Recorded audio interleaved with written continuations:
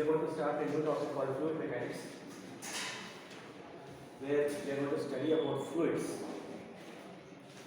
Now, in the previous chapter, we studied about solids. What are the mechanical properties of solid? You learned few things there.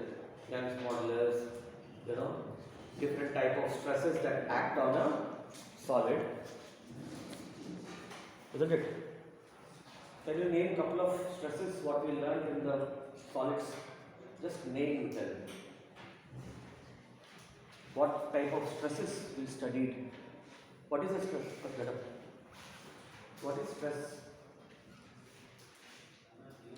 Liho please. Sorry. No. Ignition.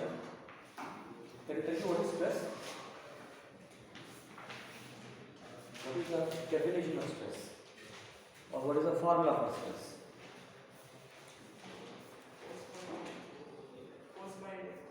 Force by? Ready. क्या problem है? बैठवा लिखो. Okay.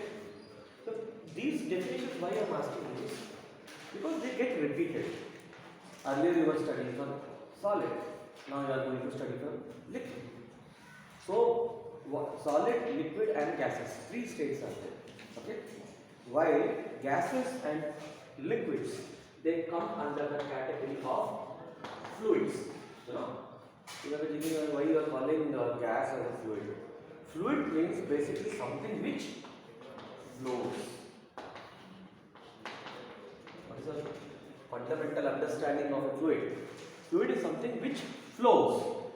Do solid flow? Solid doesn't flow. Solid moves. But if you take an iron piece and you put it under a blast furnace, 2000 degrees Celsius and all that, it converts into a molten state. It converts into a, what is a molten state? Molten state. But this is going to flow. That solid has slightly become like a liquid, like a lava. You know what is lava? Jwalamukhi, lava and all these things. So lava flows. So liquids and gases come under the category of fluids. Air is a fluid. Air is a fluid. Okay? And you take any type of liquids, they all come under the category of fluids. Now, in fluid mechanics, we are going to study about liquids, water or anything, on which, how to calculate pressure and all these things. How do we calculate? What are the properties involved? How do we find out stresses? How do we find out, some different types of pressures we work out, which I am going to explain in detail. Here one thing you need to understand is, basically if I have to talk about fluid mechanics, it is largely divided into hydrostatics and hydrodynamics. Okay. Obviously you are not going to study about this, you are going to study about this only. Hydro means water or fluid or liquid which is at rest. You are studying about a fluid which is contained in a container. Right? You have taken a bucket. You have poured water inside. In which state it is? Is the water moving? Water is not moving. Water is at rest. Alright? So this type of, so it will be exerting some pressure on the wall. All these things. They come under water at rest. In simple level, you can understand it. Or fluid at rest. This is about fluid in motion. Like river. River is not in rest. Static means flow, which is not moving, which is at rest. So what are the calculations involved in that? So we will be studying mostly about the hydrostatic part.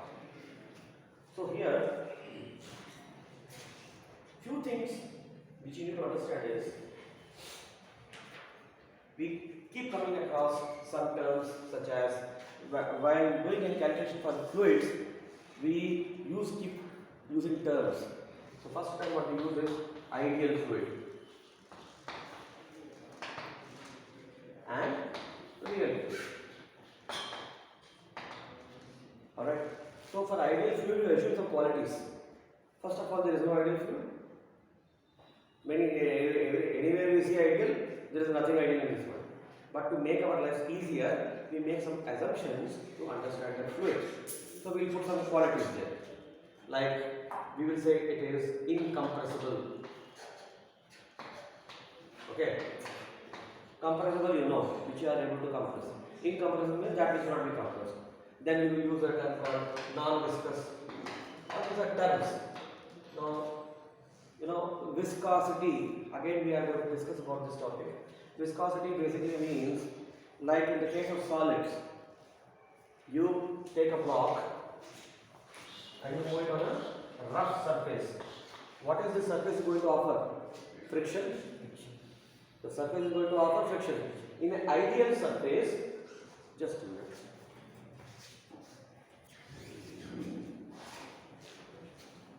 So in a regular case, like you have a rough surface, I can use a term called perfectly smooth surface. Do you know? There is no perfectly smooth surface, right? Some amount of friction will be there. So in vice versa, if you're talking in fluid, you will be using a term called viscosity. Viscous forces. Frictional forces here, viscous forces there. Concept is same only. Only terminology is changing. Okay? So you are going to use viscous liquids, non-viscous liquids. So some fluids will be offering resistance to flow. Little bit. Some do not offer any resistance to flow. Understand? You are trying to get what I am trying to say? It depends upon the surface there. In the case of a regular rigid body, there is a smooth surface, there is a rough surface. Smooth surface do not offer any resistance to movement, isn't it? It can perfectly slide without any friction. But whereas a rough surface will give you some resistance to movement, isn't it? In the form of friction.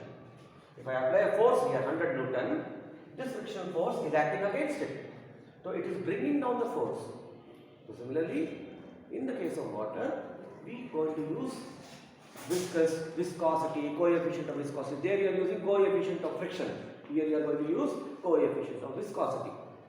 Nevertheless, I will talk in much detail. Just to some terms we have to get acquainted with before we get into this topic. Okay? Non-viscous, incompressible fluids. And there is also a term called irrotational flow. That means, when the this water or that fluid is moving, it has got a tendency to rotate and flow. Have you ever observed? Water is not moving in a straight line like this. There is a tendency. See, what is this water? These are all layers. Can I call these as layers? Suppose you take a river or something. So it forms like this. Have you ever seen that? So it is kind of rotation. It is kind of what is getting rotated. Okay? Irrotation means it is not rotating. That means that the movement is absolutely straight line. It is not undergoing any rotation. So these type of assumptions we make for the case of ideal fluids. In reality, there is no ideal fluid. All are mostly real fluids. Okay? So few terms which you should get acquainted with. Now, one of the main points of a fluid is, if you take the case of a solid you have studied about two types of stresses, normal stresses and tangential stresses. Remember? So if you take a solid, this is a block. If I am putting a force on top of it like this, I am calling this as a normal force. I am assuming that this block is on the ground. So this is the normal stress. Alright? And there was another type of a stress. If I am applying forces here, if I see from this side, this is a view I am seeing from this side. This is a three-dimensional view. I am seeing from this side, this block will look like this. Okay? That means if I am watching this duster like this, I am able to see the three dimension. I am applying forces here.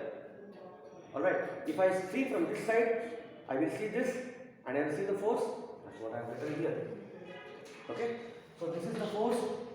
Now here, what is it trying to do? It is creating a shear modulus. We have studied that.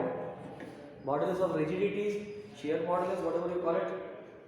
So now here what is happening when you are applying the force? This force is a deforming force. Deforming means it is trying to change, alter the shape, size of the object. Now in the case of solid, what happens is this solid offers resistance. Clear? But in the case of liquid does not offer any resistance. Liquid offer minimal resistance. Clear? So this is one very big difference between a solid state and a liquid state. That means a fluid state. Fluids do not offer any resistance against shear forces. So first again I will recap what I have told you about shear forces. Normal forces you know, perpendicular to the area. Now this block is kept on the ground. Parallel to the surface, it becomes a shear force. Normal to the area, if I am talking about the top area, it is a normal stress. Shear, it is parallel force. Parallel, perpendicular. These two things that's why it is normal. So normal means what? Perpendicular stress. Shear stress is a parallel stress. It is acting parallel to the ground. Okay. Now, in the case of liquid, they do not offer any resistance against this shear force. In the case of real fluids, because you are using here, they are viscous liquids. Viscous means what? They are offering some friction. The flow of fluid is like this. Let us say, see, you have taken a river. The flow is like this. Okay. If it is a perfectly ideal fluid, it will offer no resistance. But in the case of a real fluid, it will offer some resistance. It becomes a viscous fluid. Viscous means offering resistance. Viscous and friction both are same. Not exactly same, analogous. Okay? So if this water column is offering any resistance, you call it as a viscous fluid. So what is it trying to do? It is offering some resistance against shear force. Shear force is parallel to the ground. Okay? Understood? So some basic terms you're supposed to know. Just write down the topic. Go to home and start reading the topic. So if I am taking a cuboid like this, so if this is my normal force which I am applying, I have to put which area? I have to put this area. If I am applying a shear force, I have to put which area? I have to put this area. In both cases, area is perpendicular only, but the mode of force is different. You know, this force nature is different. It will try to either compress it or tensile. It will try to expand. What is this force doing? What is the nature of this force? Either it is compressive or tensile. Right? Either you are trying to compress it or you are trying to expand. Whereas this force, if you are trying to push it like this, you are distorting the shape of the block. You are distorting the shape of the block. This type of force has a negligible effect on water, I told you. This is a shear force. Water offers no resistance. Like a grass, big wind comes and it will bend and come back, something like that. It is offering no resistance. It is also, in the case of a water or a fluid, it is offering no resistance. But if at all you have to calculate which area you have to put, in the case of a block, this area. In the case of a cube, both are same only. But in the case of a cuboid, it's different. This area is different from this area. Okay? So, for irregular shapes, you should be very clear about which area you have to put. But always, force and area are perpendicular. If I ask you to calculate shear stress, you will put by force upon area. So, area will be this only. Do not put this area. Clear? Small point but very important point. I thought I should tell you. Okay? Just make a sketch.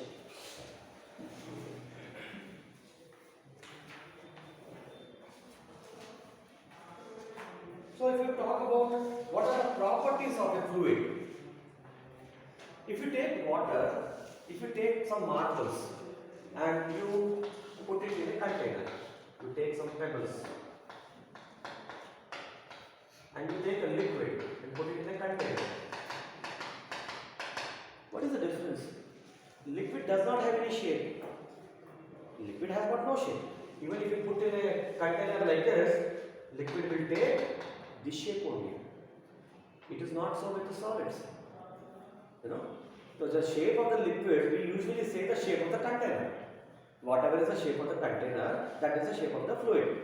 Clear? So this is one fundamental difference between a solid state and a liquid state. Liquids flow easily, then take the shape of the container. They take their volume. So if I have to ask you what is the volume of the liquid, you will tell me the volume of the container. Isn't it? Now if it is half filled, you will say half volume. But how you are deciding the volume of the liquid? Depending upon the shape of the container, size of the container. Isn't it? Liquid as such has no volume. The shape of the container, the size of the container will decide the volume of the fluid. Whichever fluid you are taking.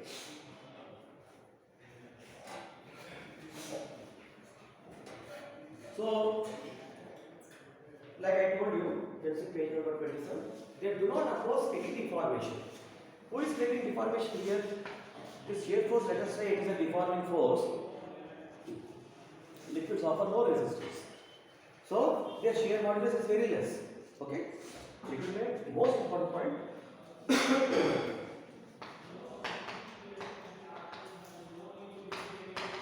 Offer no resistance.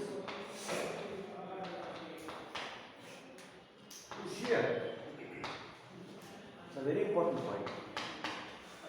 They offer no resistance to the shear. So these three qualities they make them fluid.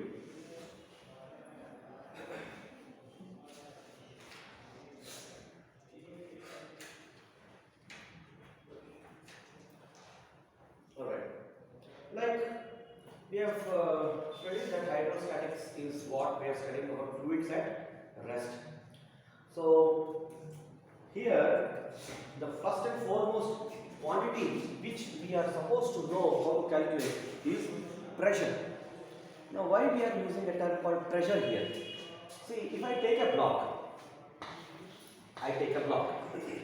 alright. Now I can put a force here 10 at so and so height. I can apply a force. I can put here 5 Newton force on this point A, on this point B. Can you apply a force like this on a water? Basically, on what you are applying the force? You are applying force on a molecule. Now this is made up of a molecule. You can pinpointedly put a force. But in case of fluids like liquids or gases, I cannot say that I have put a force of 10 Newton on this window, 40 Newton on that window, 70 Newton on this grill. I don't know. I will say whatever is the total force applied, I will divide by the area, and I will use a common term called pressure is this much. But when I am using this pressure concept, I am assuming that everywhere it is uniform. See, I took a container. Okay. So this is the top of the container. What am I trying to do? I am exerting some pressure on it. How do I find that pressure? Maybe using my hand I am trying to press it, or I have taken a piston which I am trying to push. You know what is a piston? That air try to fill in that cycle wala shop, you know, that is a piston. So this on top of the lid, I can talk about pressure. I can find out the pressure. I know the force, I know the area of the cross section, which is a circle in shape. Force divided by area, I get the pressure. This many times we have discussed. Now, when I am using this concept of pressure here, there are two possibilities. So this is the top of the lid. Okay. So half of the lid some pressure, half of the lid another pressure. It is a possibility. It's a possibility. See, pressure we measure in what? We measure in pascals. Pressure is force divided by area. Force divided by area is measured in pascals or Newton per meter square. Pascal is another unit. So I can say on top of the lid I have 10 pascals of pressure. What do I mean? Everywhere I take unit area, I have got same pressure. That is the concept of uniform pressure. Clear? I took this lid. I am saying, I am using the word called uniform pressure. Uniform pressure means I took this pocket, some area. I took this pocket. I took this pocket, some small area. If it is 10 Pascal here, it is 10 Pascal here, 10 Pascal here, everywhere. On the lid. Everywhere it is same. You are using a term called uniform pressure. First of all, you understood why we are talking in terms of pressure. In fluids, you cannot talk in terms of forces because there is no specific force. No. If I take a water and suppose you take a bucket full of water. You have put some water inside. Obviously, this water is exerting some force on the walls. You agree that common sense? It is exerting some force. No, I don't calculate the forces usually. I calculate the pressures. You know? I calculate what? Pressures. Whenever we are talking in fluids, we talk in terms of pressures. We do not talk in terms of forces. For solid, we can talk in terms of force, but not liquids and gases. Especially we are talking about liquids here. Now here, that pressure, either it can be uniform pressure or non-uniform pressure. Uniform pressure, now you understood? Everywhere, the top of the lid, anywhere you take, the pressure is this much. Now there is a possibility that some part is some pressure, some part is another pressure. Then you use a term called non-uniform pressure. What do you use? Non-uniform pressure. Okay, when you find these type of terms, you need to understand that the material is not homogeneous. Okay, see, non-uniform means it is varying with respect to either time or space. That's what. Now here it is space. Half of the space is having some pressure, half of the space is having some another pressure. So it's a non-uniform. I'm just explaining a term. If you come across non-uniform fluids, non-uniform pressure, all these type of terms, what is the meaning of it? How do you identify? Clear? Now we have to calculate this pressure. So how do we calculate? Have you written this? We have to calculate this pressure.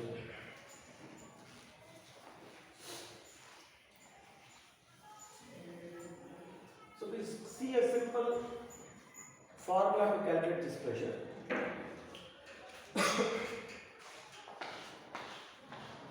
This is some container.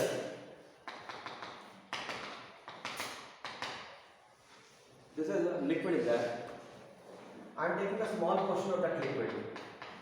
I am taking what? A small portion of the liquid. Now you imagine this in terms of layers. Like a multi-story apartment. Top floor, second last floor. These are all floors. In multi-story floor, what happens? The top floor will have, suppose if I draw a multi-story floor. These are multiple stories. This is the top floor. This will exert some pressure on this. Agree? Both of them will exert some pressure on this. This is the bottom floors. All these three on this. Yes or no? So I have taken a small layer, a small part. I have taken a small element. It will have some mass. See, in fluids, how do we talk in terms? We do not talk in terms of masses, We talk in terms of volume. Now, this much fluid I have taken, some volume it will have. This fluid has got some density. Would you agree? Every fluid has got some density. Density multiplied by volume, you get mass. What do you get? Density multiplied by volume, you get mass. Of how much portion you have taken. Suppose you have taken this much portion. Take the volume, multiply with the density, that is the mass. Now you need to imagine this in a 3D actually. This is basically something like this. Getting the point? This is not a 2D figure. This is a 3-dimensional figure. You need to imagine that in a container you have taken a small portion. That portion will have some mass. Yes or no? It will have some mass. If it has got mass, it has got weight also. Where it will act? It will act in the downward direction. Where it will act? If I take this chalk, where is weight acting? It is acting in the downward direction. So similarly, this fluid, small piece what I have taken of mass m, we should not call it as mass, some small volume I have taken. So that small volume will have some mass, that mass is m. Now, what is the definition of pressure? Force divided by area. Am I right? Force divided by area. So what is the force here? The self weight of the fluid element what you have taken. The self weight of the fluid element what you have taken. So can I write it as mg by A? Can I write it like this? Alright. What is mass? Mass is rho multiplied by V. Alright. In fluids we do not talk in terms of masses. We talk in terms of volumes only all the time. This small change you have to make in your thinking while you are talking about gases and fluids. While solid you can say 2 kg mass is there. In liquid how can you say 2 kg water is there? Will you go to a shop and say that you give me 2 kg of water? Then he will give you 2 kg but something else. Beatings he will give. कहाँ का पागल आदमी है 2 kg water दे बोल रहे 2 litre water दो बोले 4 litre देंगे. You will not say 2 kg 4 kg है ना. So 2 kg mg by A. So it is rho V g by A, right? What is this V? Volume. So this element what you have taken, it has got some area, base area. This element is like this, isn't it? It has got some base area. It has got some height. Yes or no? Some thickness it will have. So can I write this as rho into area into height into g by area, right? So your A and A gets cancelled. Your pressure becomes rho g h. This is the formula, the fundamental formula you have to remember in this chapter to calculate the fluid pressure. P to rho g h. Okay. So your pressure is dependent upon which parameter? Height parameter. It is not dependent on other things. It is dependent only on this height. Which height? Vertical height. Alright? In some books, this rho g is written as gamma. In some books, this rho multiplied by g is written as gamma. Then your pressure becomes gamma h. See, rho is what? Mass density. Rho is what? Mass density. When you multiply with g, it becomes weight density. It becomes what? Weight density. Do not get confused between these two. They are basically same only. Some books they will write P is equal to gamma h. The moment you see gamma, gamma is nothing but rho multiplied by g. Clear now? So, depending upon the rho value, a kerosene will have some rho value. This will have, a petrol will have some other rho value. Density of the fluid. Alright? So, this pressure will change. This pressure will change. And which pressure you are calculating? Is the fluid in moving condition or in rest? It is in moving condition or in rest? It is in rest condition. So you call this hydrostatic pressure.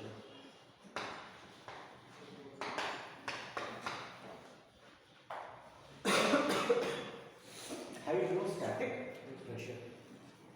Clear now? So this is the first very important formula you are supposed to remember. You can check the units also. What is the unit? This is kg per meter cube. This is what? Acceleration only, kg meter per second square.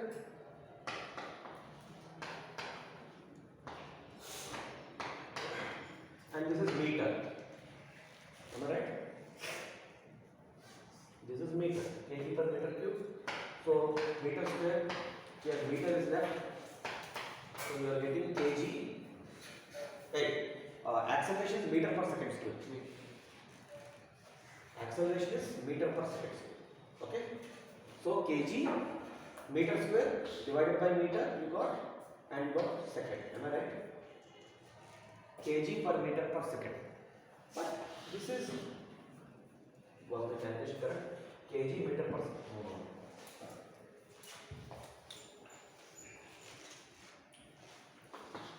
It is force by area now. Kg meter per second square divided by meter square. Am I right? Okay. So this was basically a Newton. Okay. So you know how to calculate this dimension form and all this. Now we use another unit called bar. Bar. Bar is another unit. Now 1 bar is equal to, I already gave this expression, it is 10 power 5 approximately Newton per meter square.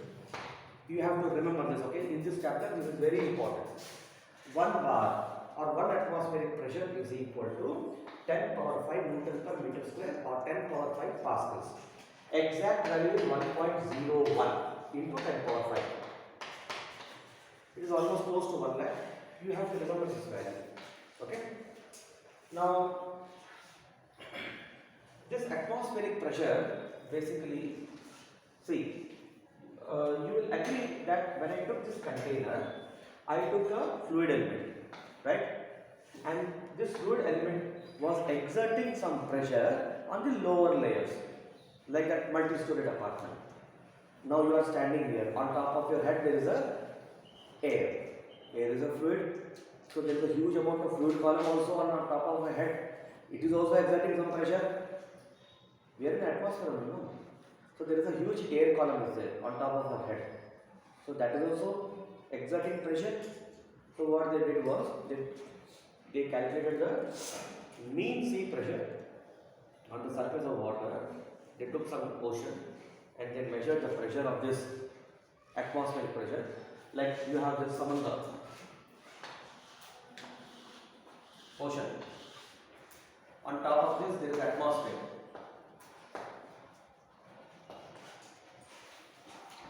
Invisible atmosphere is there. This fellow also exerting pressure on top of it. This is air. Air also is exerting pressure. If you agree with this logic also you have to agree. So what is the pressure exerted on the surface of water? So that is called atmospheric pressure. And that value I have given you. 1.01 into 10 power 5 Newton per meter square. Clear now? Now this column of air is usually taken as 8 kilometer.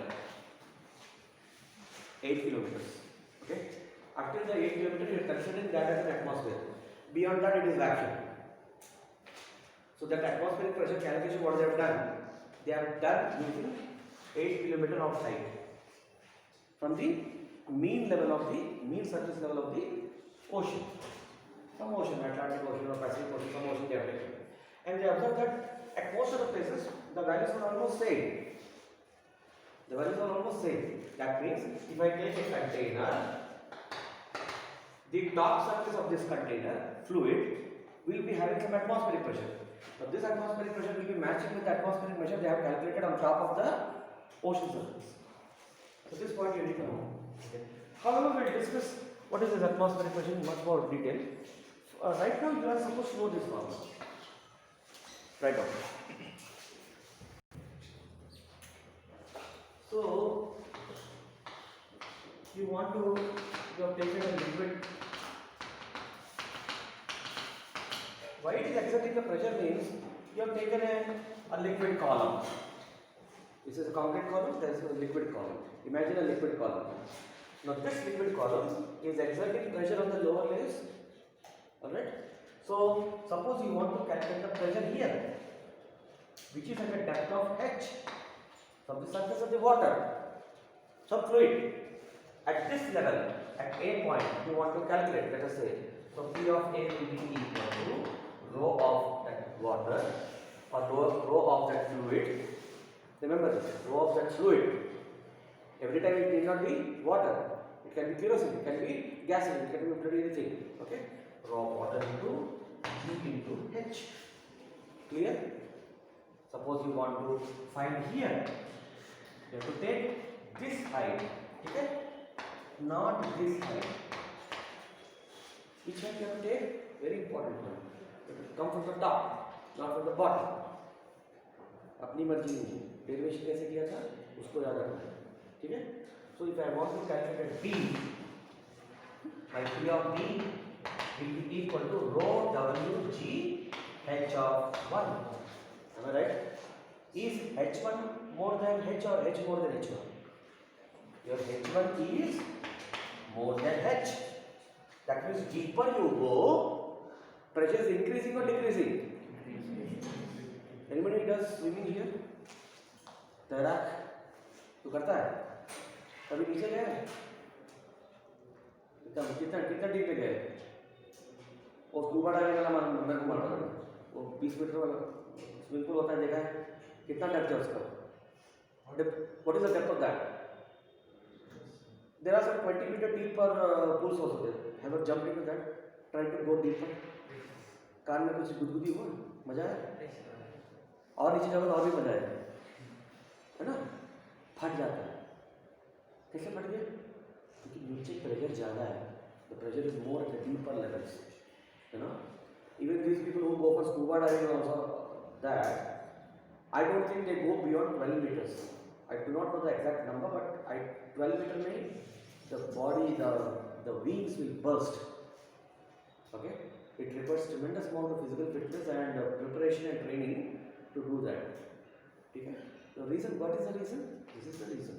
The deeper you go, the pressure enormously increases. The pressure enormously increases. So, what is the other way of understanding this? The person here will be propelled to the top. If you just release, if you have any swimming experience, just release yourself like a rocket, you will come to the top. Because this water is pushing you up. So, at this level, that much pressure is there. Anyway, all those things are not important. What am I trying to tell you is, the deeper you go, the pressure is increasing. First point. Okay. Now I take some containers. I take a container like this. I take a container like this.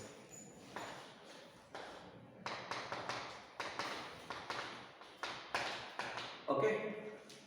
I take a container like this. I take a container like this.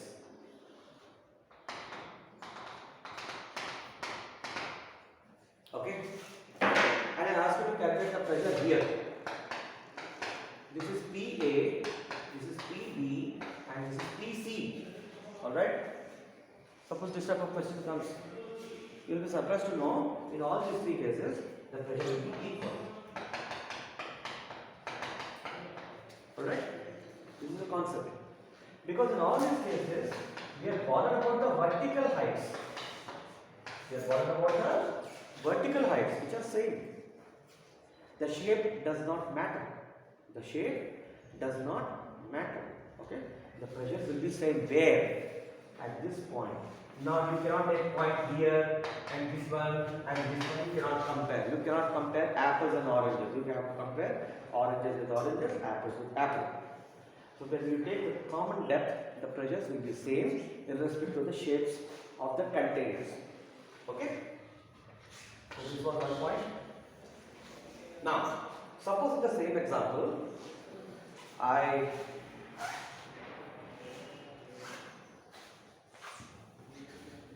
take a element like this. This I will call it as x1. This I will call it as x2. Okay. Of this element, if I am trying to calculate, which is little in the water, in the previous cases, both are starting with the surface only. But if I am taking an element which is inside the water, then also which height I need to put? I need to put this height. I need to put this height. And what is that height? x2 minus. These are all JEE concepts. x2 minus x1 I have to take. Yes, there is a pressure because of this column also. But we are talking about only this element. Then which height I need to put? I need to put this height. Okay? So this you need to understand that. Right on. Let me introduce two terms here. Absolute pressure and gauge pressure. These two terms you keep coming across in this topic. Now, absolute pressure. Suppose you take this example. I'll reconstruct it.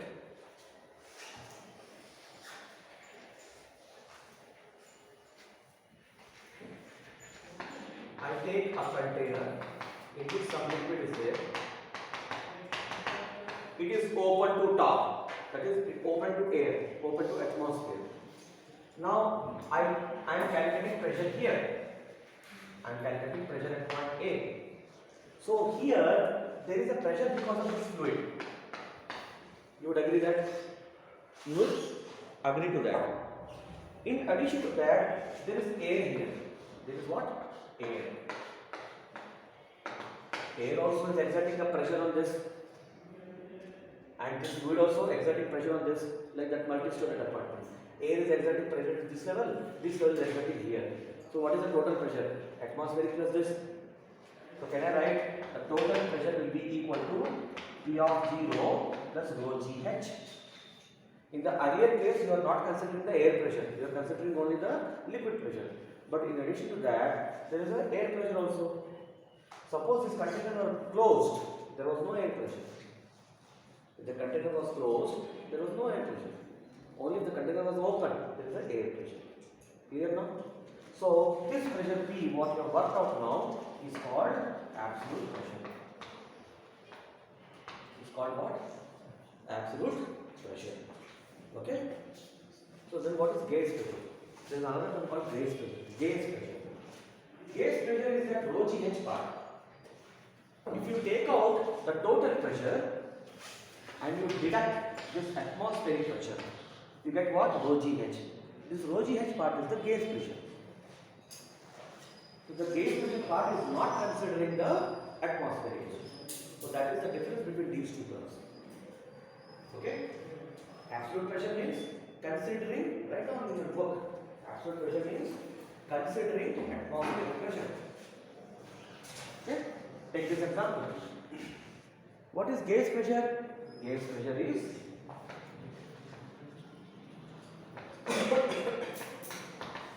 is equal to absolute pressure minus atmospheric pressure. Right?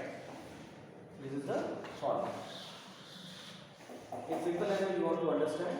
You consider atmospheric pressure, you are calculating absolute pressure. You are not considering atmospheric pressure, you are talking about gauge pressure.